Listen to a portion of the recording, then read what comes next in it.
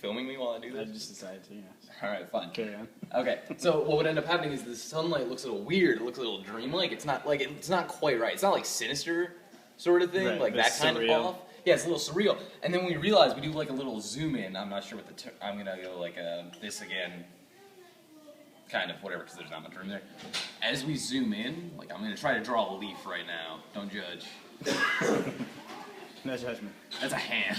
But whatever, that's a leaf now. As we zoom in, we realize that the sunlight is actually shining in sideways from these two holes. Oh. The lighting wouldn't come up from above because those are the way in. So when you go to sleep, I get it. and it would get dark. That's the equivalent of night in there. That's where the light comes from. It comes from outside. That's crazy. So the light's shining sideways instead of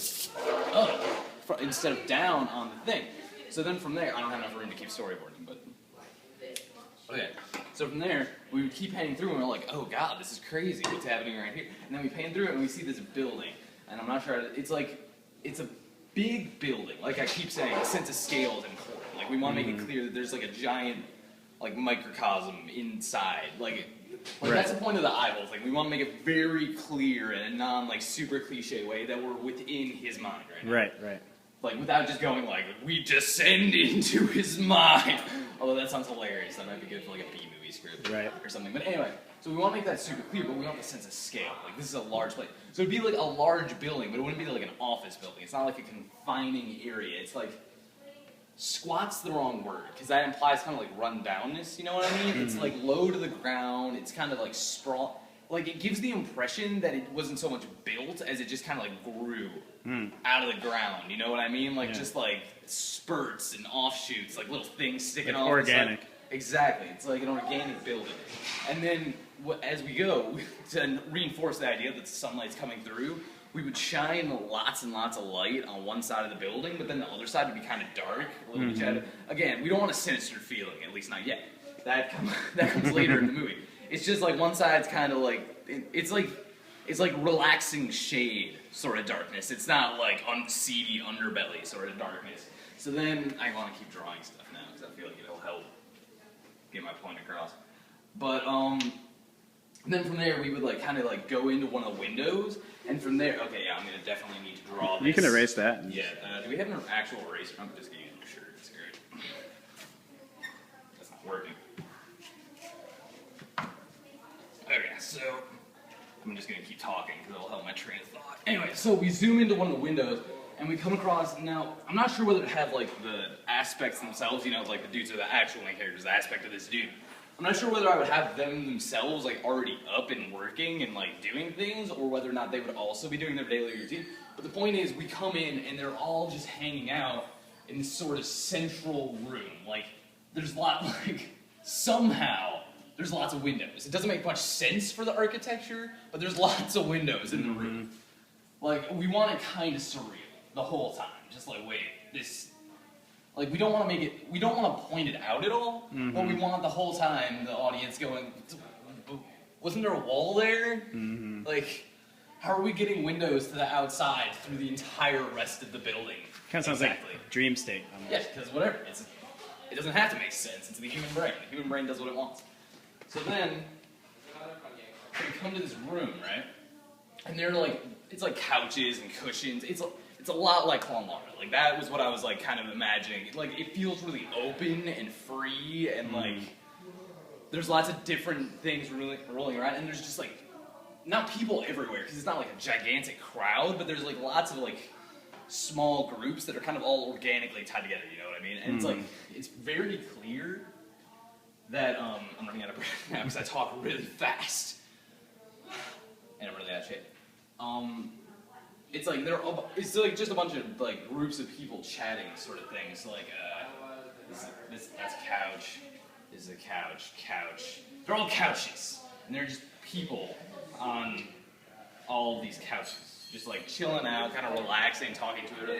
Some of them are listening to music. Some of them are like reading in paper or something. It doesn't have to make sense what's on there. It could be like fairies invade Gnome Kingdom or some crap. Because who cares? It's like a dream state. So, but they're like reading the paper or something, and these would be like indication. One of the decisions I haven't made yet, whether it's like this theoretical movie, like all the aspects would be played by the same dude and a bunch of insane editing, and then they all act in different subtle ways. Like, they wouldn't be like the stereotypical, like, I'm reason, therefore I'm coldly calculating. They'd all be people that all act in different ways that kind of indicate what their main driving force is, what they're trying to get out of this is. Or whether or not I just had different actors. Because I had a cool idea for the different actors where it'd be love and lust would be twins, because they're easily mistakable for one another, sort of thing. Yeah. Very Stuff nice. like that. Very nice. Yeah. And then the problem with the like single actor thing is I don't want to like just have them have like t-shirts that says like reason or something. Yeah. So what's the line for it being too subtle or too sort of thing? But that's beside the point. We're rolling through the story right now. So they're all chilling in here. And it's very clear that all of these people have known each other for their entire lives. Like, they are incredibly tight. They're incredibly close. They're an incredibly tight-knit unit because they've literally known each other for their entire life. They came into existence simultaneously. They're like freaking 20 twins, basically. Like that. Is there decuplets? I don't know. That'd be weird. Sort of thing. Like, so they're clearly all hanging out, and then at some point, I'm not sure what the exact sequence of events is here, but at some point, a message comes through from maybe some of the automated equipment, or maybe there's like, the idea is that there's somebody else at a different station doing something else, like outside of this main group, like maybe an outlier in the brain or something. And a message comes through that says, okay, we need like this piece of kind of routine maintenance done around the basement. That's what they would call it. They would call it the basement, because it's like the deep, dark. Plus, the way the brain's set up, the brainstem, the part that they would be resisting, that's actually lower down on the part of the brain. So I think that's kind of cool. And so it's like, clearly the way they react to it, like they wouldn't say this, but it's like just a piece of routine maintenance that needs to be done occasionally. It's not a big deal, but it's important, sort of thing. And Reason, you know, being a pretty reasonable guy, says, you know what, I'll take it. It's my shift this time. It's cool. I'll take care of it. So Reason goes, and then what would happen is all these people, they would get down to work. Like, the idea is that, like, because to a certain extent, the brain is a machine. We have lots of conscious thought on it, but there's a lot of automated processes that we don't even need to think about, like the heart beating or the lungs moving. And that will be represented by actual machines that they just kind of tend to. They're just like, okay, cool, heart's working. Like, they wouldn't say anything like that, because we don't want to ever, at any point, state explicitly what's going on here. But, like, we want to make it clear without really stating it. So they wouldn't say, like, yep, heart's functioning at 140 beats per minute or something. I don't actually know if that's a good... I don't think it is. I think you're, like, about to die if your heart's beating that fast. But that's beside the point. They'd just be, like, checking the machine, like, yeah, everything looks good here. And then maybe, like, we would hear a steady heartbeat as they check it, just to, like, make it clear what they're checking. Like, yeah, everything's good here. Like, periodically, they'd just, like, go over to check these machines. But then the main thing they would do is they would just sit around and argue about whatever their host is going to be doing. Like, Love would be arguing for, like, going out and getting a date or something, or, like... And then the thing is, as this conversation goes on, since Reason isn't there, the voice of Reason, it just gets progressively sillier and sillier as it goes on. Like, I don't know, like, the sense of adventure or something is like, dude, we should go rock climbing today. And then, like, sense of duty is like, dude, we have work, we can't do that. Or something along those lines. And it just gets more and more devolved until we're getting to impossible things. Like, dude, you know what'd be awesome? We should go to the moon. Yeah, let's go to the moon. And then this is, like, theoretically the point where Reason would chime in, like, what? Exactly. It's like, it's not like it's a work environment. Like, it's not like this is their jobs, this is their life. This is just what they do, basically, and it happens to affect whoever they're hanging out inside. Not like they're transient. Like, this is, the idea is that this is, like, just what happens. This is just your mind. This is the way your mind works. It's just them arguing against each other. Because, like, to be clear, when the aspects, they're not like emotions. They're not like happiness or sadness or anything. Because I want them to be fleshed out people. Like, you don't, like, that's not an intro, like, one person is just super depressed the whole time. And then it doesn't make sense. Because, like, how can you have motivation if all you do is be sad? Like, I just want him to be sad. That's all I want. Because then you can't have them be angry or happy or, like, excited convincingly. And that makes boring characters. So they're not emotions, they're aspects. Because, like, different aspects have a lot of emotions tied to them. Like, a sense of duty. You could, like, feel duty because you love something. You can feel duty because you're angry and get anxiety. Yeah. Anxiety. There's so, like, love. You can feel so many things within love. Yeah. So then that will let the aspect be fully fleshed out characters. They are people who feel their own emotions and have their own reasons, but they have a central goal. And that's what moves the goal of the protagonist. Not protagonist, the setting. He's called Setting. That is his name.